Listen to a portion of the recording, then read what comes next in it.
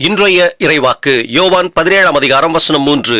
ஒன்றான மெய்தேவனாகிய உம்மையும் நீர் அனுப்பினவராகிய இயேசு கிறிஸ்துவையும் அறிவதே நித்திய ஜீவன் என இயேசுவானவர் கைது செய்யப்படுவதற்கு முன்பதாய் சிலுவைக்கு செல்லும் முன்பதாய் ஜெபித்த ஜெபங்களில் ஒன்றாக இருக்கக்கூடிய 17ஆம் அதிகாரத்தில் 3ஆம் வசனத்தில் குறிப்பிடுகின்றார். இதையே உறுதி செய்யும் விதமாக 2 பேதுரு புத்தகத்தில் 1ஆம் அதிகாரம் 2ஆம் வசனமும் மற்றும் 3ஆம் அதிகாரம் 18ஆம் வசனத்திலும் ஆவியானவர் பேதுரு வழியாய் குறிப்பிடும் பொழுது தேவனையும் கர்த்தராகிய இயேசு கிறிஸ்துவையும் அறிகிற அறிவில் வளருங்கள், உங்களுக்கு கிருபையும் சமாதானமும் பெருக கடவது என்பதாய் குறிப்பிடுகிறார். ஒருவரோடு நாம் அதிகமாக நேரம் செலவிடும் பொழுது மட்டும்தான், அவரை அதிகமாக நேசிக்கும் பொழுது, அவரை புரிந்து கொள்ளும் பொழுது, அவருக்கான பிடித்தது பிடிக்காததை தெரிந்து கொள்ளும் பொழுது மட்டும்தான் அவருடனான நட்பு என்பது, அன்பு என்பது உறுதிப்படுத்தப்படும். அப்படியாக தேவனுடனாக நாம் அதிகமாக ஜெபம், வேத வாசிப்பு, அவருடைய வசனங்களை கைக்கொள்ளுதல் போன்றவற்றை நாம் செலவிடும் பொழுது மட்டும்தான் அவரை அதிகமாய் தெரிந்து கொள்ள முடியும்.